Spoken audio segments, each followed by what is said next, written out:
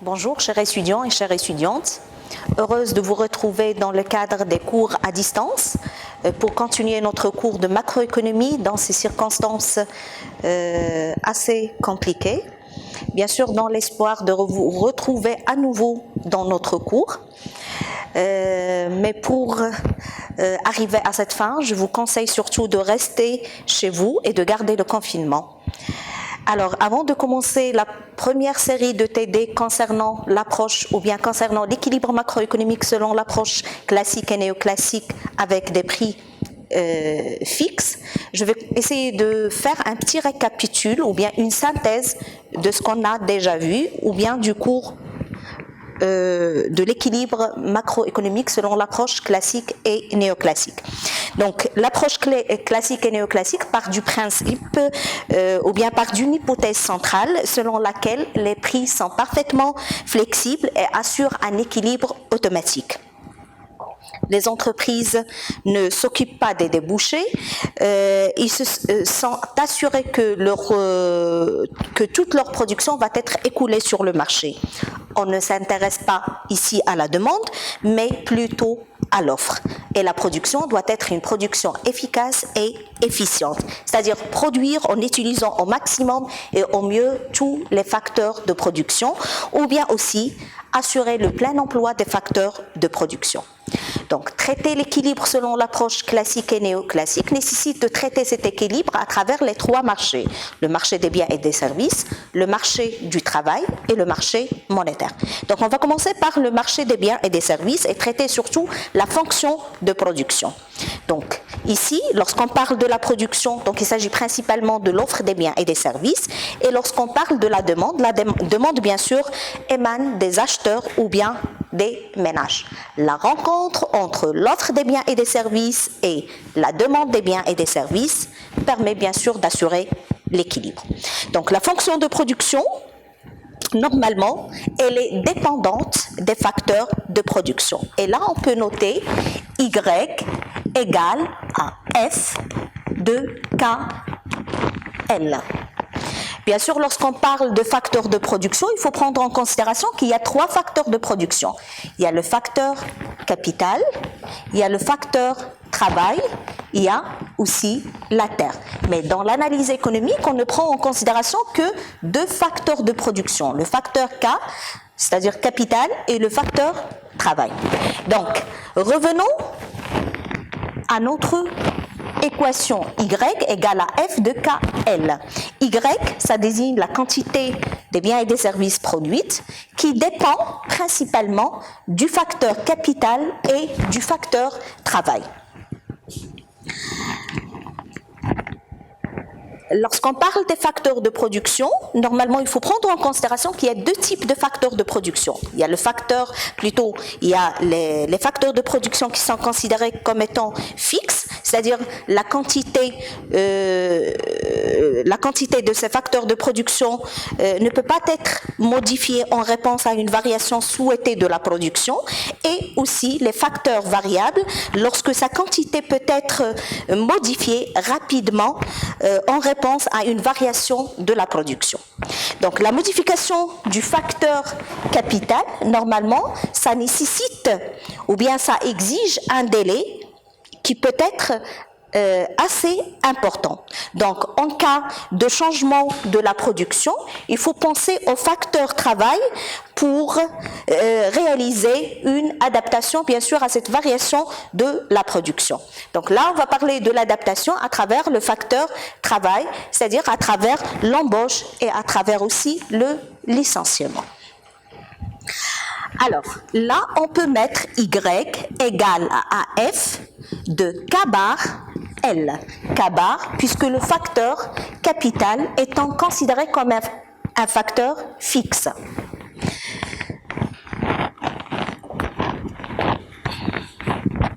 Alors, pour faire une représentation graphique de cette fonction, je peux mettre ici, vous avez Y et ici, vous avez L.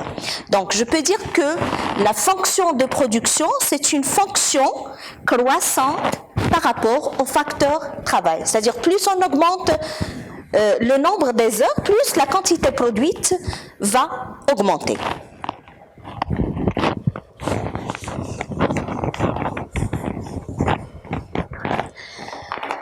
Alors, lorsqu'on parle de l'offre, normalement, c'est une fonction constante par rapport au prix. Parce que là, on peut dire que Y ne dépend pas du prix. Bien sûr, selon l'approche classique et néoclassique. L'offre, elle est indépendante de prix, il ne dépend que des facteurs de production et qui sont par hypothèse pleinement employés.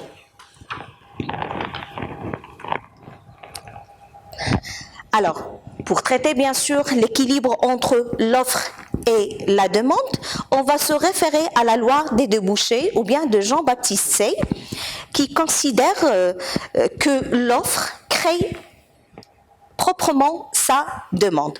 C'est-à-dire l'impossibilité d'un déséquilibre entre l'offre et la demande.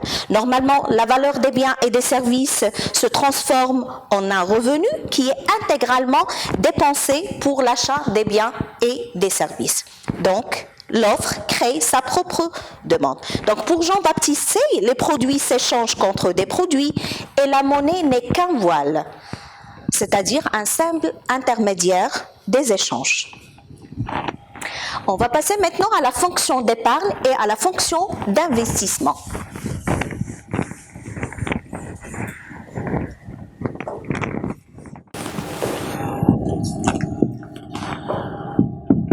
Alors, l'épargne dépend du taux d'intérêt. L'épargne, c'est une fonction croissante par rapport au taux d'intérêt. C'est-à-dire que les agents économiques épargnent normalement pour effectuer des placements qui sont rémunérés par un taux d'intérêt. Donc, plus le taux d'intérêt est élevé, plus les agents économiques vont réaliser des épargnes.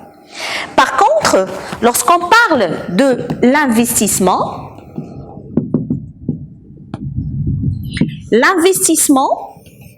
est une fonction décroissante par rapport au taux d'intérêt.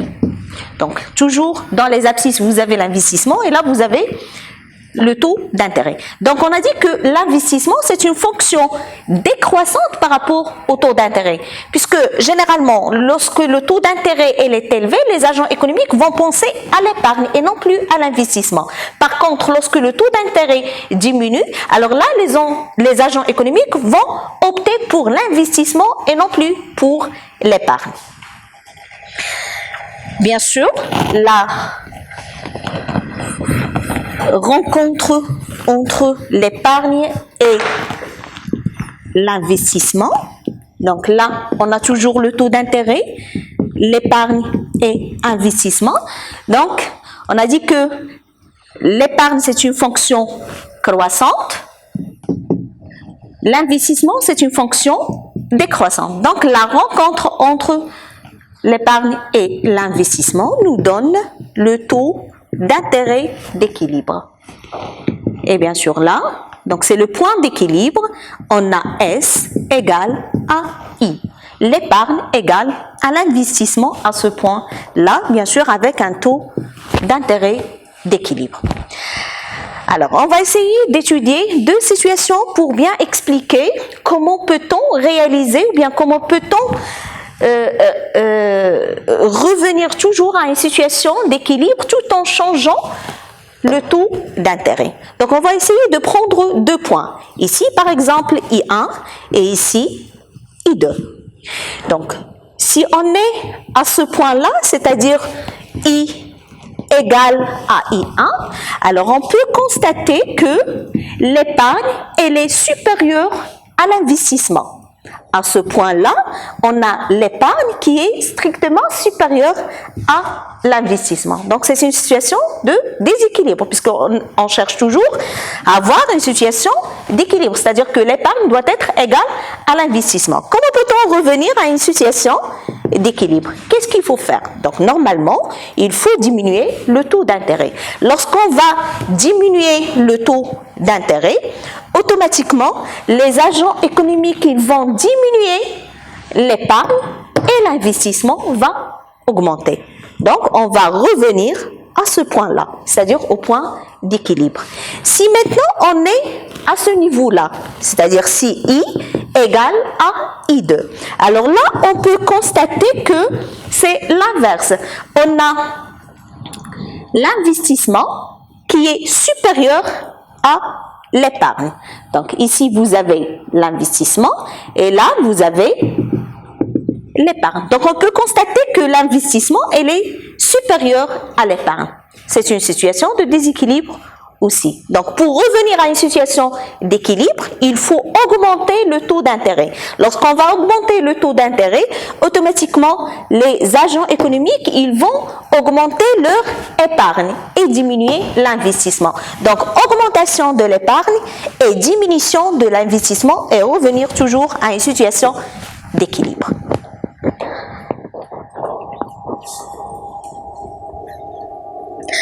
Alors, on va passer maintenant à l'équilibre sur le marché du travail.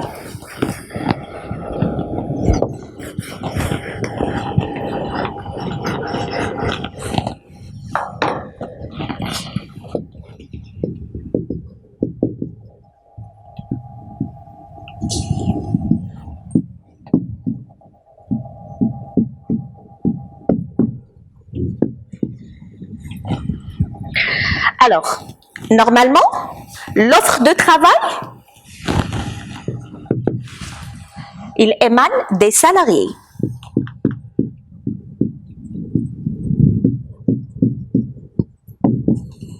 Et la demande de travail émane des entreprises. D'accord? Donc, selon l'approche classique toujours et néoclassique, il y a trois hypothèses à prendre en considération. La première hypothèse, c'est que les employés sont identiques, c'est-à-dire aucune distinction n'est faite, bien sûr, au niveau des salariés. La deuxième hypothèse, c'est qu'il y a un grand nombre d'employeurs et d'employés sur le marché du travail. Et la troisième hypothèse, ça concerne l'information. L'information étant parfaite. C'est-à-dire qu'à chaque instant, tous les employeurs et tous les employés peuvent avoir des informations sur l'offre du travail et sur la demande du travail. Donc, on va commencer par l'offre du travail.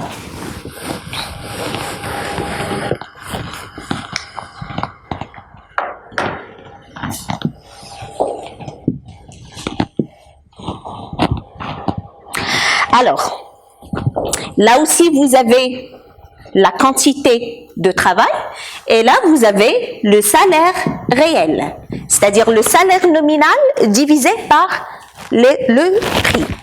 Alors, l'offre de travail, normalement, c'est une fonction croissante par rapport au salaire réel, c'est-à-dire que plus le salaire réel augmente, plus la quantité de travail offerte augmente aussi.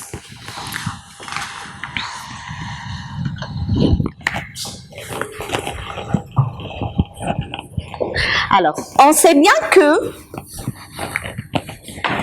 le profit, normalement, il est égal à recette moins dépenses. Recette, c'est-à-dire P, prix, fois Y. Et dépenses, c'est-à-dire les rémunération surtout des facteurs de production, c'est-à-dire moins W fois L plus R, le taux d'intérêt, fois K bar. Donc, on a parlé du facteur capital qui est constant, donc K bar. Alors, normalement, le profit sera maximum lorsque la première dérivée de pi par rapport à L, elle est égale à 0. Donc, on va essayer de calculer la dérivée de L, plutôt la dérivée de pi par rapport à L. Elle est égale à quoi? Normalement, c'est P fois Y prime la dérivée de y par rapport à L, moins W, donc la dérivée de W fois L, toujours par rapport à L, c'est-à-dire W, et puisque K, elle est constante, donc la dérivée de R fois K bar, elle est égale à 0. Bien sûr, égale à 0.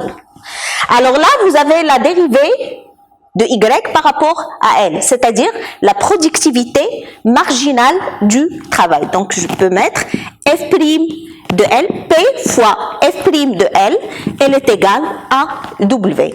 F' de L, elle est égale à W sur P. Et c'est le salaire réel. Donc, je peux dire que le profit sera maximum lorsque le salaire réel, W sur P, elle est égale à la productivité marginale du travail. Alors, on va essayer d'étudier l'équilibre sur le marché du travail, bien sûr à travers la rencontre entre l'offre et la demande.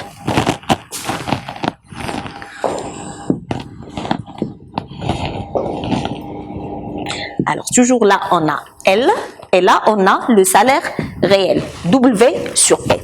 Alors, tout à l'heure, on a dit que l'offre, c'est une fonction croissante par rapport au salaire réel. Là, on a l'offre de travail. Et bien sûr, la demande du travail, c'est une fonction décroissante par rapport au salaire réel, puisque tout à l'heure, on a dit que l'offre, ça dépend du salaire réel. Donc, même la demande qui émane des entreprises, il dépend du salaire réel. Mais c'est une fonction décroissante par rapport au salaire réel. Lorsque le salaire réel augmente, ici, les entreprises, ils vont diminuer la demande de travail. Alors, là, on a la demande de travail et là, vous avez l'offre de travail. Bien sûr, la rencontre entre l'offre et la demande nous donne l'équilibre. Alors, à ce point-là, on a l'offre de travail qui est égale à la demande du travail. Et là, bien sûr, on a le salaire réel d'équilibre. D'accord? Donc, la rencontre entre l'offre et la demande nous donne l'équilibre. Alors là aussi, on va essayer d'étudier comment peut-on changer les prix pour arriver à une situation d'équilibre. Parce que là, je vous rappelle qu'on est en train d'étudier l'approche classique et tout à l'heure, lorsqu'on a parlé de l'approche classique et néoclassique, on a dit que elle est basée, l'équilibre, normalement, c'est un équilibre automatique, c'est-à-dire qu'elle est assurée à tout moment à travers la flexibilité des prix. Il suffit de changer les prix pour arriver à une situation d'équilibre. Alors, le salaire, bien sûr, il est considéré comme étant le prix du travail. Alors, là aussi, on va prendre 2 points, W sur P 1 et W sur P 2. Si on est là, on peut constater que l'offre de travail, elle est supérieure à la demande de travail. Là, vous avez l'offre de travail et là, vous avez la demande de travail. Donc, l'offre de travail, elle est strictement supérieure à la demande de travail. C'est une situation de déséquilibre, puisqu'on a dit que l'on parle d'un équilibre lorsque l'offre elle est égale à la demande. Alors là, vous avez l'offre de travail qui est strictement supérieure à la demande de travail. Qu'est-ce qu'il faut faire pour revenir à une situation d'équilibre? Bien sûr, qu'est-ce qu'il faut faire pour revenir à cette situation-là? Alors là, il faut penser à une diminution du salaire réel. Donc, on va diminuer le salaire réel.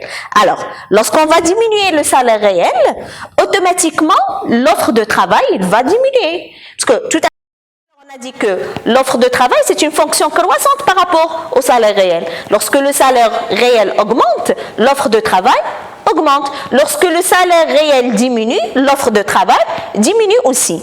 D'accord? Alors, lorsqu'on va essayer de diminuer le salaire réel, automatiquement, l'offre de travail va diminuer et la demande de travail va augmenter. Puisque la fonction de demande ou bien la demande de travail, c'est une fonction décroissante par rapport au salaire réel. Lorsque le salaire réel diminue, les entreprises, ils vont augmenter leur demande de travail. Alors, Tout à l'heure, on a une offre qui est strictement supérieure à la demande. Lorsqu'on va diminuer le salaire réel, automatiquement, on a dit que l'offre de travail va diminuer et la demande de travail va augmenter. Et on va, bien sûr, se retrouver à une situation d'équilibre. Donc, on va arriver à ce point-là, là où l'offre de travail, elle est égale à la demande de travail. Si maintenant, on est au niveau 2, c'est-à-dire qu'on est là. Alors là, on peut constater que on a l'inverse. On a une offre de travail qui est inférieure à la demande de travail. Donc là, c'est la demande de travail qui est strictement supérieure à l'offre de travail. C'est une situation de déséquilibre aussi, au niveau du marché, bien sûr, du travail. Qu'est-ce qu'il faut faire pour revenir à une situation d'équilibre? Alors là, on doit forcément penser à une augmentation du salaire réel. Lorsqu'on va augmenter le salaire réel, automatiquement, les agents économiques, plutôt les ménages, ils vont augmenter leur demande de travail. C'est-à-dire que les agents économiques, ils vont augmenter leur force, plutôt surtout les ménages, ils vont augmenter leur force de travail. Par contre, les entreprises, ils vont diminuer la demande de travail. Donc là, on va avoir une augmentation dans l'offre de travail et une diminution dans la demande de travail. Et on va revenir, ou bien on va se retourner, bien sûr, à une situation d'équilibre. Donc, on va arriver à ce point-là. Là où l'offre de travail, elle est égale à la demande de travail. Donc, comme vous voyez, l'équilibre selon, bien sûr, l'approche classique et néoclassique, c'est un équilibre automatique qui peut être réalisé à travers la flexibilité des prix. Il faut juste changer les prix pour arriver à une situation d'équilibre. Tout à l'heure, lorsqu'on a vu l'égalité entre l'épargne et l'investissement, bien sûr à travers le taux d'intérêt, donc on a dit qu'il faut, en cas d'un déséquilibre entre l'épargne et l'investissement, il faut penser au changement du taux d'intérêt. On doit changer le taux d'intérêt pour arriver à une situation d'équilibre. Même chose au niveau du marché du travail. En cas d'un déséquilibre entre l'offre de travail et la demande de travail, il suffit de changer le salaire réel pour pouvoir arriver à une situation d'équilibre. Donc, c'est la flexibilité des prix qui assure l'équilibre, bien sûr, selon l'approche classique et néoclassique.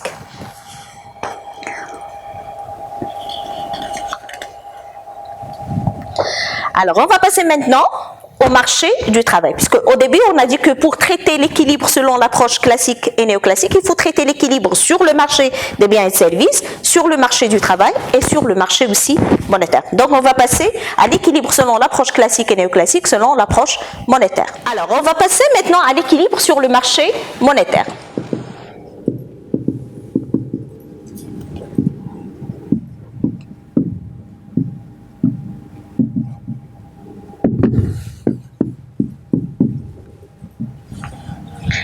Alors, la première fonction de la monnaie, c'est que la monnaie, c'est un étalon de mesure.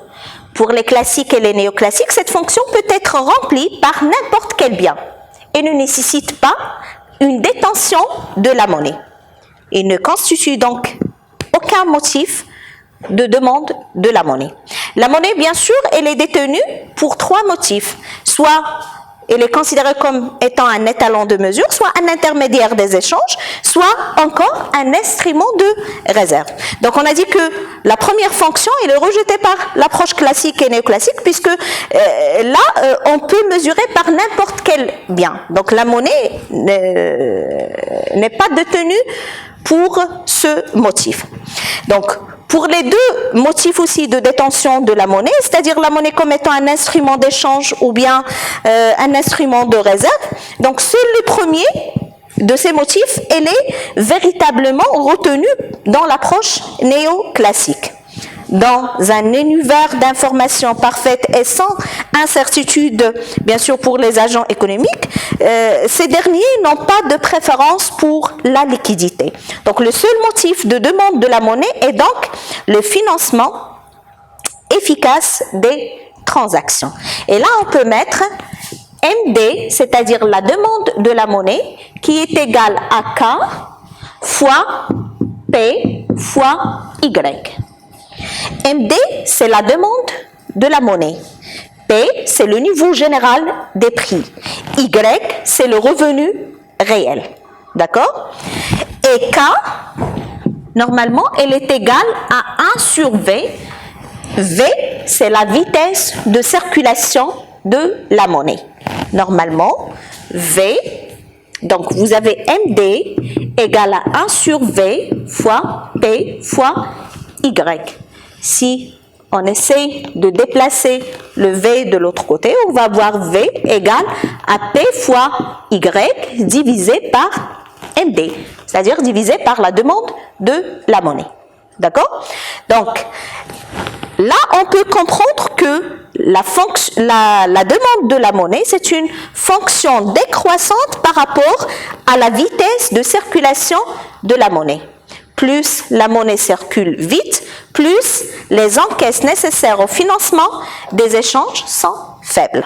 Parce que là, vous avez V, il est égal à P fois Y fois MD. D'accord?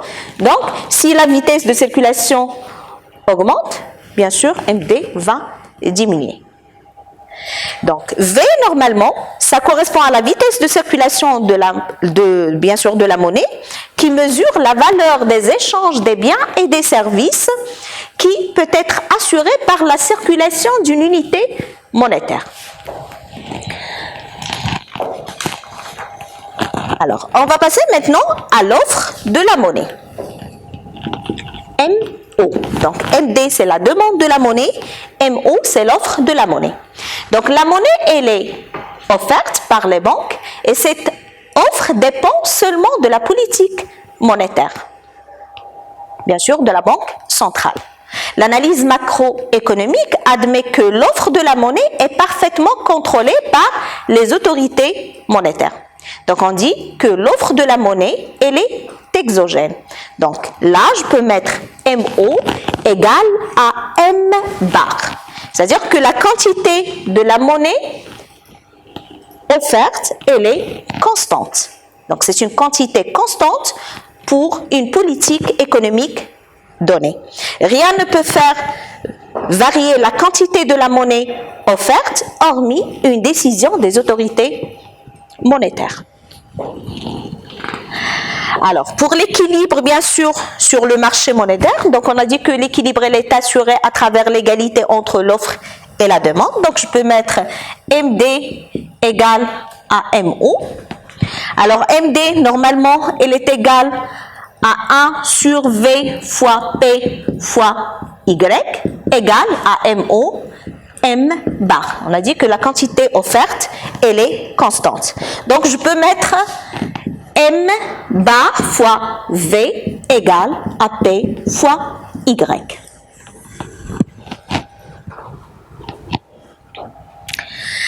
Alors, après ce bref rappel, bien sûr, des éléments de base de l'équilibre classique et néoclassique, bien sûr avec des prix flexibles, on va passer directement à la première fiche de TD. Alors, on va commencer par le premier exercice, bien sûr, de la première fiche de TD. Alors, qu'est-ce qu'on a pour cet exercice? Donc, vous avez soit une économie fermée dont la fonction de production est Y égale YN, N étant le niveau d'emploi, ND, NO, W et P désignent respectivement la demande de travail, l'offre de travail, le taux de salaire nominal et le niveau général des prix. Vous avez si ND, donc exercice 1, question 1. Alors, vous avez si ND elle est égale à 20 moins 3 fois W sur P et NO il est égal à 10 plus W sur P, calculez le taux de salaire réel d'équilibre et le niveau général, plutôt le niveau d'emploi d'équilibre. Alors, qu'est-ce qu'on a? Donc, on est dans une économie fermée. ND, ça désigne la demande d'emploi. NO, ça désigne l'offre de travail, donc demande d'emploi ou bien demande de travail.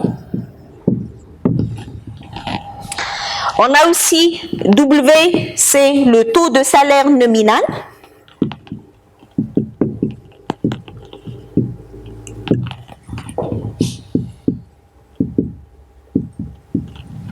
Et P, c'est le niveau général des prix.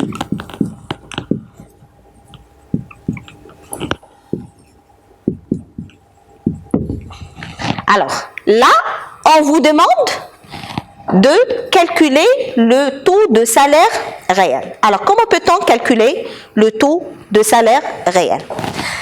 Alors, on a ND égale à 20 moins 3 fois W sur P. C'est la demande de travail. NO, c'est-à-dire l'offre de travail, elle est égale à 10 plus W sur P. On est en situation d'équilibre.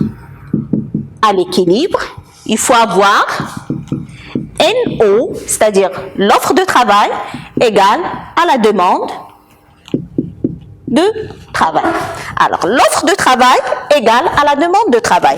L'offre de travail, c'est 10 plus W sur P, égale à la demande de travail, égale à 20 moins 3 fois W sur P. Donc, on va essayer de faire regrouper les W sur P. Alors là, on va avoir W sur P plus, donc on va essayer de déplacer moins 3 fois W sur P. Donc, W sur P plus 3 fois W sur P égale à 20 moins 10. Donc, W sur P plus 3 W sur P, c'est 4 fois W sur P. Égale à 20 moins 10 égale à 10. Ce qui donne W sur P égale à 10 divisé par 4 égale à 2,5. Donc, W sur P égale à 2,5. Le salaire réel, elle est égale à 2,5. Donc, on a calculé le salaire réel. On va par la suite essayer de déterminer le niveau d'emploi d'équilibre.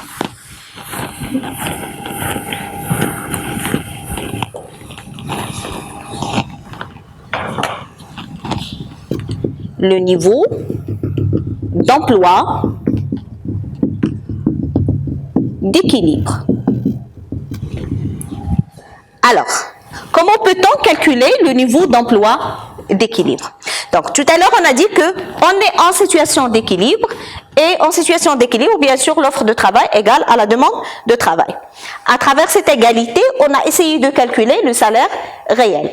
Donc, on a calculé le salaire réel et on a la demande de travail, elle est égale à 20 moins 3 fois W sur P. Donc, pour calculer le niveau d'emploi d'équilibre, il suffit de remplacer W sur P par sa valeur. Donc, elle est égale à 20 moins 3 fois 2,5 égale à 12,5. Alors là, vous avez le choix. Soit vous allez remplacer dans la fonction de demande, soit vous allez remplacer dans la fonction d'offre. Donc, on peut remplacer dans la fonction d'offre. On peut avoir NO égale à 10 plus W sur P égale à 10 plus 2,5 égale à 12,5. C'est normalement N étoile. Le niveau d'emploi d'équilibre. Donc, N étoile égale, donc pour calculer le niveau d'emploi d'équilibre, il suffit de remplacer W sur P, soit dans la fonction d'offre, soit dans la fonction de demande. Donc, on va passer maintenant directement à la deuxième question.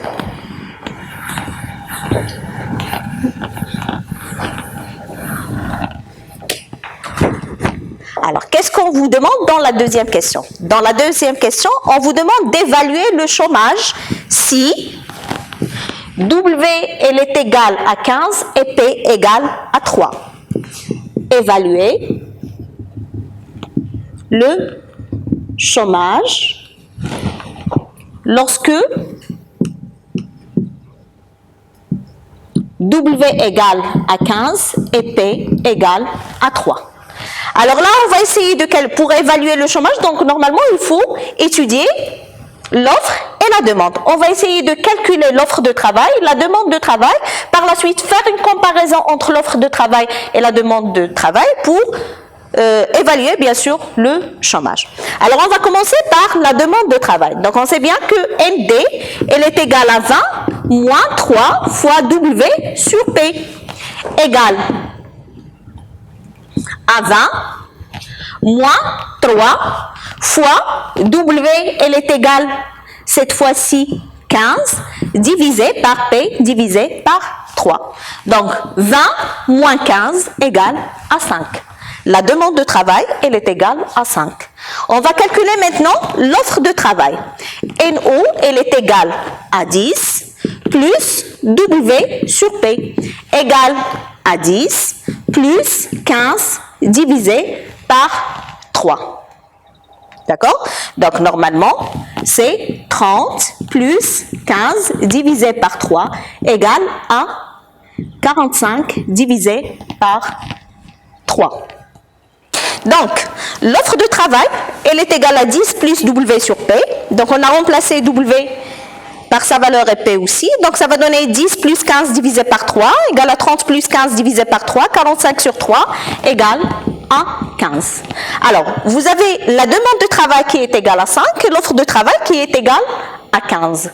C'est un déséquilibre entre l'offre de travail et la demande de travail.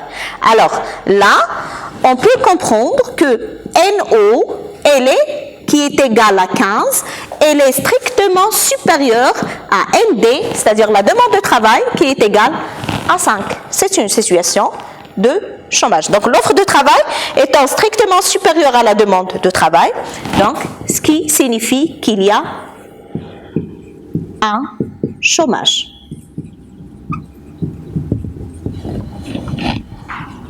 D'accord? Donc, l'offre de travail, elle est strictement supérieure à la demande de travail. Il y a un chômage. Alors, on va passer directement à la troisième question, bien sûr, du premier exercice. Donc là, on vous demande de faire une représentation graphique de la situation du marché. Donc, on va essayer de représenter graphiquement ce marché.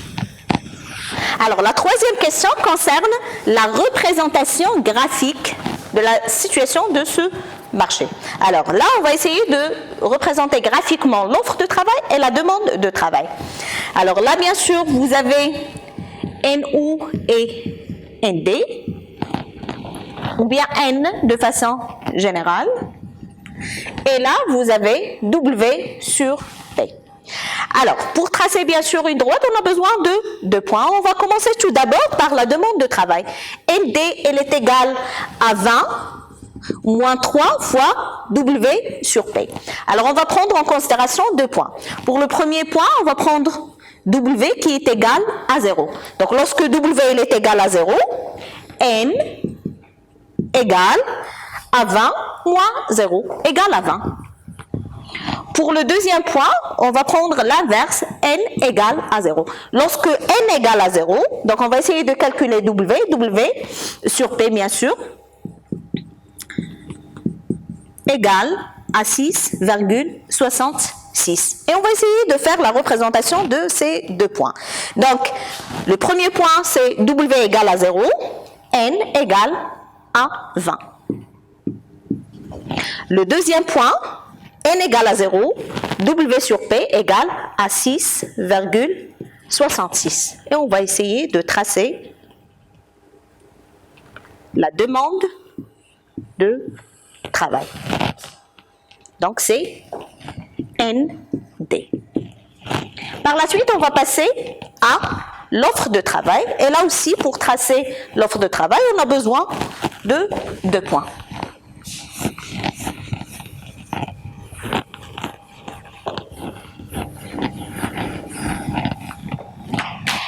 Alors, normalement, NO, elle est égale à 10 plus W sur P. Bien sûr, on va prendre toujours W sur P égale à 0 et on va essayer de calculer N. Donc, lorsque W sur P égale à 0, vous avez N qui est égal à 10. Pour le deuxième point, on va prendre W sur P égale à 5. Donc, lorsque W sur P égale à 5, vous avez N qui est égal à 10 plus 5 égale à 15. Et on va essayer de tracer ces deux points là. Alors, le premier point, c'est lorsque W sur P égale à 0, vous avez N qui est égal à 10. Voilà le premier point. Et par la suite, vous avez le deuxième point, là où W sur P égale à 5 et N égale à 15.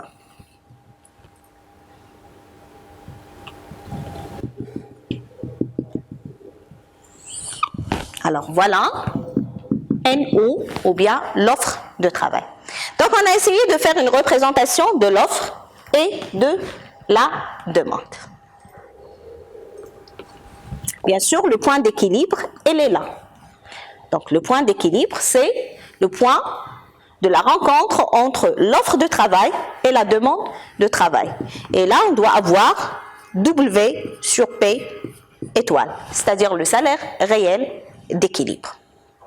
Alors, on va passer maintenant directement au deuxième exercice. Alors, qu'est-ce qu'on a pour le deuxième exercice?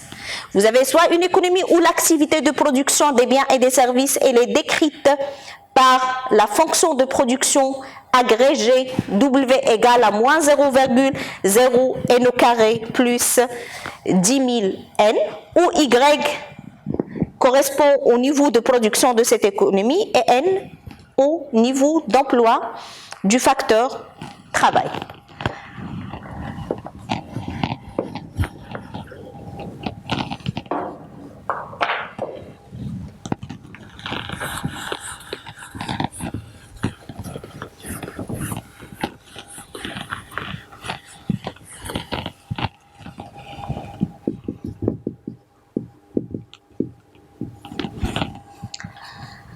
Alors, vous avez l'offre de travail agrégée obéit à la relation suivante. NO égale à moins 8000 plus 8 fois W sur P. Bien sûr, où W est le salaire, plutôt le taux de salaire nominal et P correspond au niveau général des prix. Par ailleurs, la fonction d'offre d'épargne sur le marché financier est décrite par la relation S égale à 1 million plus 40 millions I. Celle de l'investissement est I égale à 20 millions moins 150 millions I. On vous demande dans un premier temps d'établir la fonction de demande de travail. Alors, première question, établir la fonction de demande de travail. Alors, tout à l'heure, on a dit que pour déterminer la fonction de demande de travail, donc on va commencer par le profit. Profit égale à recette moins dépenses. Donc le profit, il est égal normalement aux recettes moins dépenses. Recette, c'est P fois Y, c'est-à-dire prix fois Y, la fonction de production. Moins les dépenses, c'est W fois L, le salaire nominal fois la quantité de travail utilisée, plus R fois K bar, le taux d'intérêt fois la quantité de travail, plutôt la quantité du facteur capital utilisé, K bar, puisque le facteur capital à court terme, elle est constant. Alors, on va essayer de remplacer, donc ça va donner P fois, donc Y normalement, elle est égale à moins 0,05 n au carré plus 10 000 n. Bien sûr, moins WL moins R K bar. C'est toujours le profit. Donc, on a dit que la maximisation du profit, ça signifie que la première dérivée de pi par rapport à n, ou bien par rapport à L, qui doit être égale à 0. Donc, on va essayer de calculer la première dérivée de ça par rapport à n. Donc, ça va donner quoi?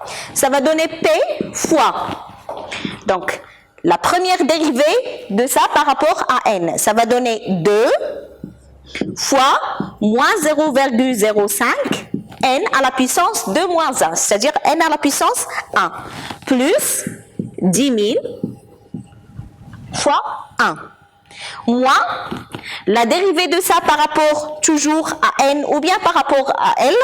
Donc la dérivée du salaire fois L par rapport à n, ça va donner W. Et la dérivée de R fois K bar, donc normalement K bar c'est une constante, la dérivée par rapport à L, elle est égale à 0. Donc on va avoir P fois 2 fois moins 0,05 n plus 10 000 moins W.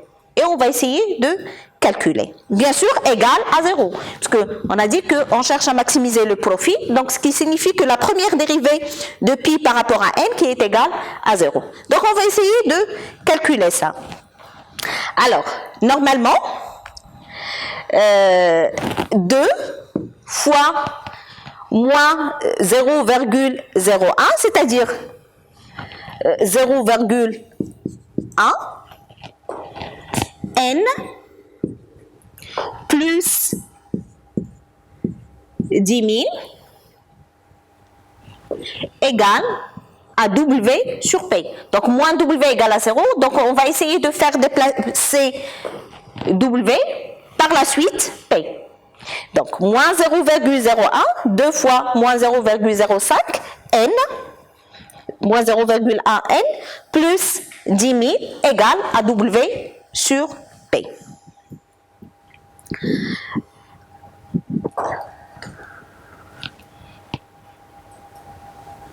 Alors, ND, donc si on veut calculer N, donc moins 0,1 N égale, donc on va essayer de faire déplacer 10 000, donc c'est W sur P plus,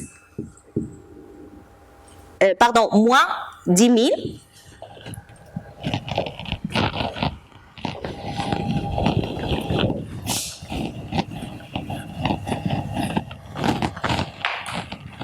Alors, on a dit que moins 0,1 n égale à W sur P moins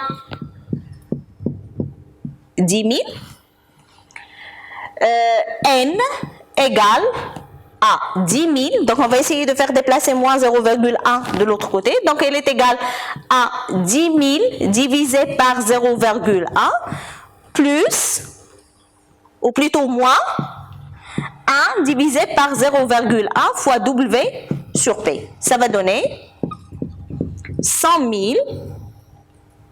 moins 10 fois W sur P.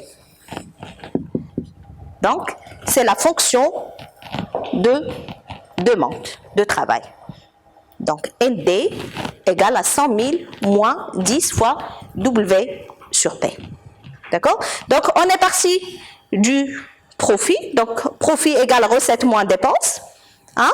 Et par la suite, on a essayé de calculer la première dérivée de pi par rapport à n, ou bien par rapport à L. Donc, profit égale recette moins dépense.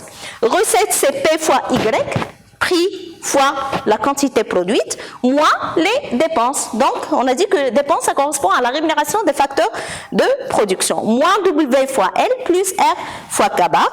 Par la suite, on a essayé de remplacer Y par sa fonction. Donc, Y, normalement, elle est égale à moins 0,05 n au carré plus 10 000 n. Donc, on a par la suite essayé de calculer la première dérivée de pi par rapport à n. Et on est arrivé à une fonction de demande qui est égale à 100 000 moins 10 fois W sur P. Alors, on va passer directement à la deuxième question. Dans la deuxième question, on vous demande de calculer les valeurs du salaire réel et de l'emploi obtenu à l'équilibre du marché du travail. Donc, on va commencer par le calcul du salaire réel. Alors, comment peut-on calculer le salaire réel? Donc, on a dit qu'on est en situation d'équilibre. L'équilibre, ça signifie que NO égale à ND. NO, normalement, c'est, dans les informations, vous avez NO égale à moins 8000 plus 8 fois W sur P égale à NO. Tout à l'heure, on a calculé la demande de travail, on a trouvé 100 000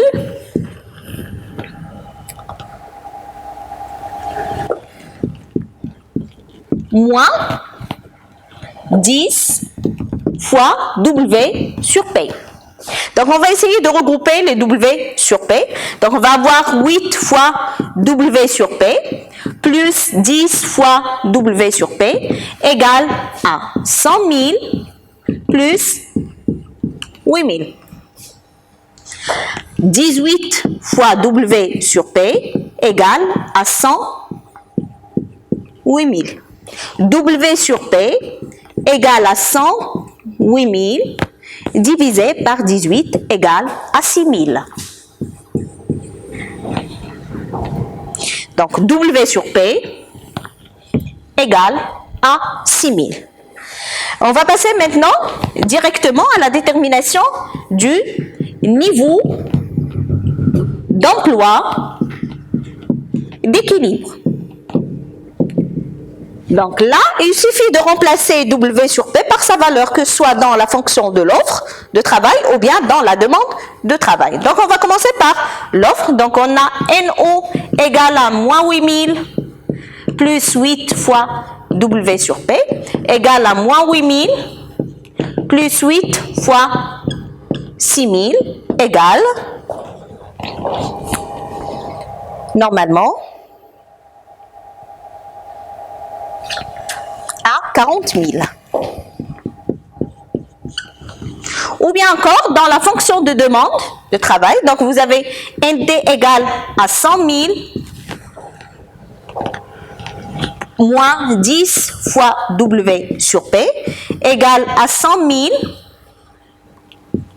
moins 10 fois 6 000 égale à 40 000. D'accord? Donc, N étoile, le niveau d'emploi d'équilibre, elle est égale à 40 000. Donc, tout en remplaçant, bien sûr, soit dans l'offre, soit dans la demande. Alors, on va passer directement à la troisième question.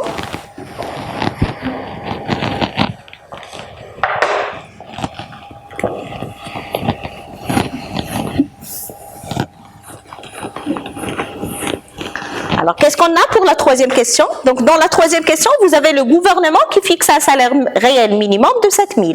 Et on vous demande de déterminer la situation, bien sûr, de ce marché, c'est-à-dire est-ce qu'il y a un chômage ou non, déterminer la nature de ce chômage, et par la suite, faire une représentation graphique, bien sûr, de ce marché. Donc, vous avez le gouvernement qui fixe un salaire réel égal à 7 000.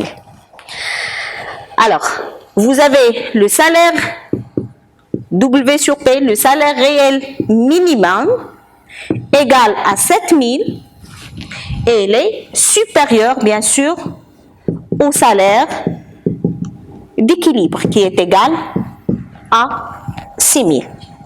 Alors, pour déterminer la situation, bien sûr, de ce marché, il faut tout d'abord calculer l'offre de travail et la demande de travail, et par la suite faire une comparaison entre l'offre de travail et la demande de travail. Donc, on a NO, normalement, elle est égale à moins 8000 plus 8 fois W sur P. Et là, vous allez remplacer W sur P par 7000, c'est-à-dire par le salaire réel, bien sûr, fixé par minimum fixé par le gouvernement. Elle est égale à 48 000. Par la suite, on va essayer de calculer la demande de travail. ND, elle est égale à 100 000 moins 10 fois W sur P égale, et là aussi on va remplacer W sur P par 7000.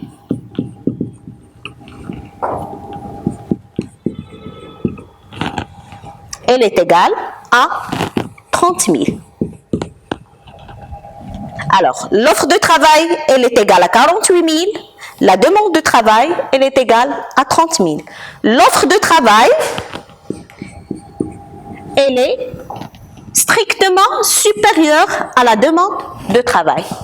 Donc, automatiquement, on peut comprendre qu'il y a un chômage.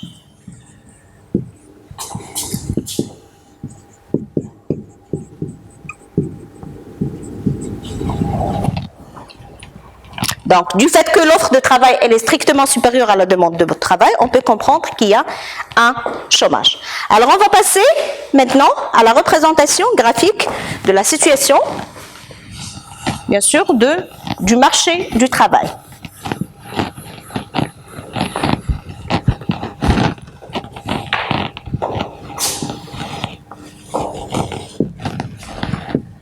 Alors là, vous avez N. Et là, vous avez W sur P. Alors, on va prendre, bien sûr, 2 points pour faire la représentation de l'offre et par la suite de la demande. Alors, on a NO égale moins 8000 plus 8 fois W sur P. Alors, on va prendre en considération le premier point d'équilibre, c'est-à-dire lorsque W sur P, elle est égale à 6000, donc à 6000, normalement, on a calculé le niveau d'emploi et on a trouvé N égale à 40 000. Donc, on va prendre le point d'équilibre. Par la suite, on va prendre un deuxième point. Alors là, vous avez le choix. Donc, on va prendre W sur P égale à 0. Ou bien égale je vais prendre par exemple 1000 et on calcule N. Donc même chose pour ND. Donc vous avez ND égale normalement à 100 000 moins 10 fois W sur P. Et vous allez prendre, donc on va prendre toujours le point d'équilibre et on va prendre un deuxième point pour tracer bien sûr l'offre et la demande. Donc, je vais prendre par exemple ici 6000 avec 40 000 et je vais tracer le premier point. Alors pour l'offre de travail, elle est là. Pour la demande de travail, donc je vais prendre 10 000, bien sûr, avec 100 000. Et je vais tracer la demande de travail. Donc là, vous avez NO, là, vous avez ND. L'offre de travail et la demande de travail. Et je vous rappelle que toujours, l'offre de travail, c'est une fonction croissante par rapport au salaire réel. La demande de travail, c'est une fonction décroissante, bien sûr, par rapport au salaire réel. Alors, on va passer à la 4e question. Dans la 4e question, on vous demande de déterminer les valeurs des variables suivantes à l'équilibre. Taux d'intérêt, épargne et investissement.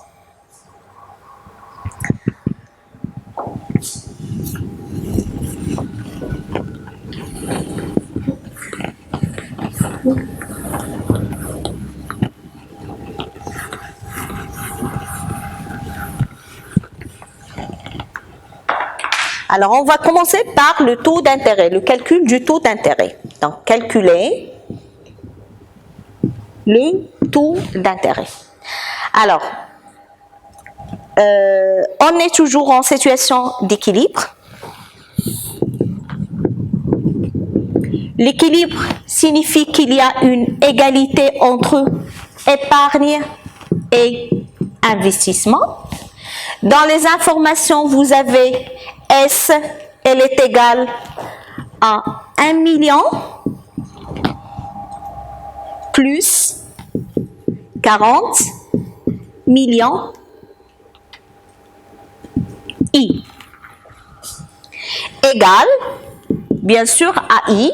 Et l'investissement, vous avez l'investissement qui est égal à 20 millions moins 150 millions I. Bien sûr, égalité entre épargne et investissement. À travers cette égalité, on va essayer de déterminer le taux d'intérêt. Alors, on va essayer de regrouper le taux d'intérêt. Donc, on va avoir 40 millions I plus 150 millions I égale à 20 millions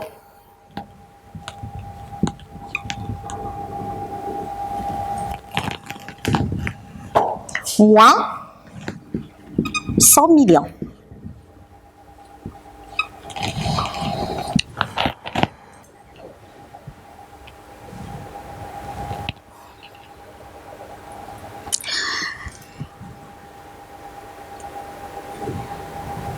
Alors, 40 millions plus 150 millions I égale à 190 millions I égale à 20 millions moins 10 millions égale à 19 millions. Ce qui donne I égale à 19 millions divisé par 190 millions égale bien sûr à 0,1. Donc voilà, vous avez le taux d'intérêt qui est égal à 0,1 ou bien 10%.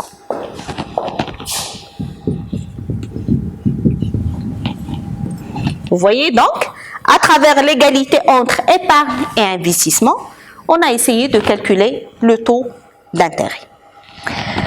Alors, par la suite, on va essayer de calculer l'épargne et l'investissement.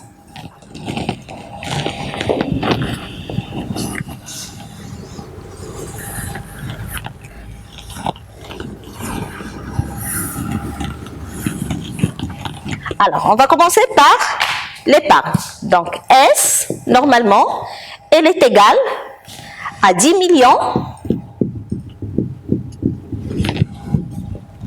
plus 40 millions fois I. On va remplacer I par sa valeur, par 0,1. Donc, égal à 10 millions plus 40 millions fois 0,1 égale, on calcule, et on va trouver 50 millions. De la même façon, on va essayer de calculer l'investissement. L'investissement, normalement, c'est 20 millions moins 150 millions fois I égale à 20 millions moins 150 millions fois 0,1. Ça va donner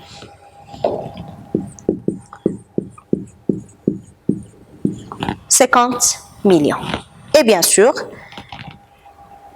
égalité entre épargne et investissement. Alors, on va passer maintenant à la 5e question.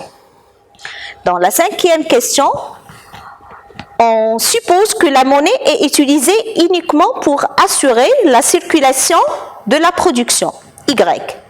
On vous demande d'établir la fonction de demande de la monnaie en supposant que la vitesse de circulation de la monnaie est égale à 4.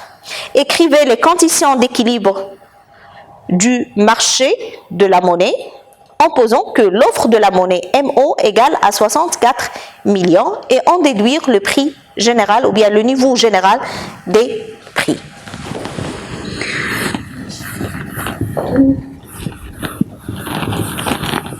Alors, qu'est-ce qu'on a? Donc, vous avez MD, c'est la fonction de demande de la monnaie.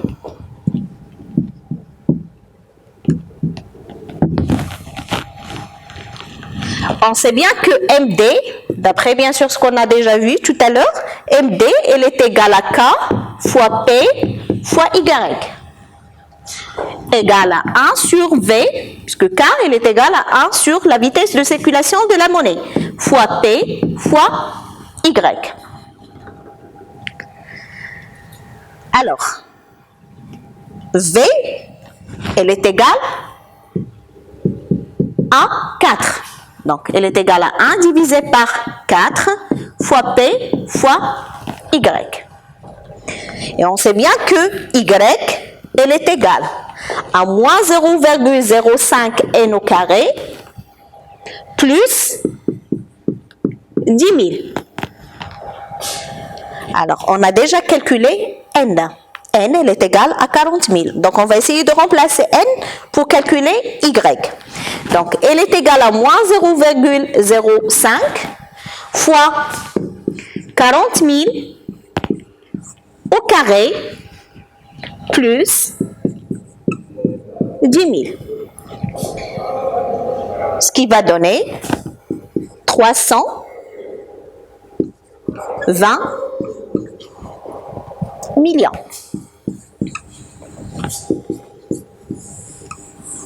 Donc, Y, elle est égale à 320 millions.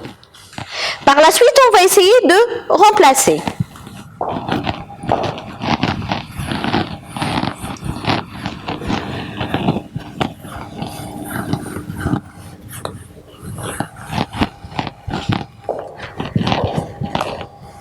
Alors, MD, elle est égale à 1 divisé par V fois P fois Y. Ça va donner 1 divisé par 4 fois P fois 320 millions.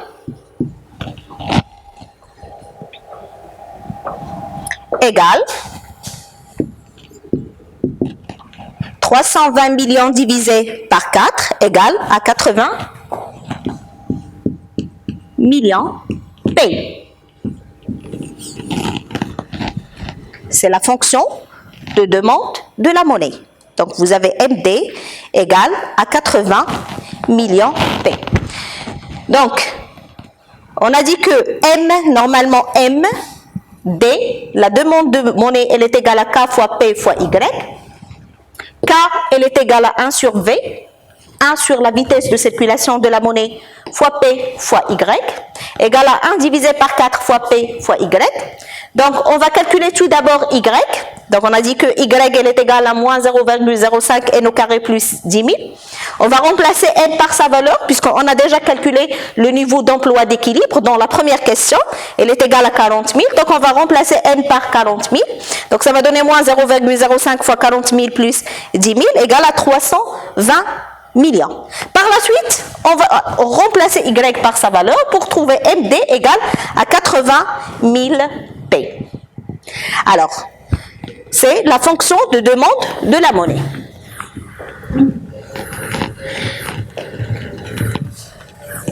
Par la suite, on va essayer de trouver P. Donc, comment peut-on trouver P? On sait bien qu'on est en situation toujours d'équilibre. Donc, l'équilibre, ça signifie que MO, l'offre de la monnaie, égale à MD. L'offre de la monnaie, dans les informations, vous avez l'offre de la monnaie, elle est égale à 64 millions. Donc, 64 millions égale à 80 millions fois P. Donc, on va essayer de calculer P. Donc, P, normalement, elle est égale 64 millions divisé par 80 millions. Elle est égale à 0,8. Donc, P égale à 0,8. Donc, c'est le niveau général des prix. Alors voilà, donc c'est tout ce qui concerne cette série. Donc on a essayé de travailler les deux exercices concernant bien sûr la première fiche de TD. Donc en attendant de vous revoir dans un nouveau enregistrement, je vous souhaite bon courage.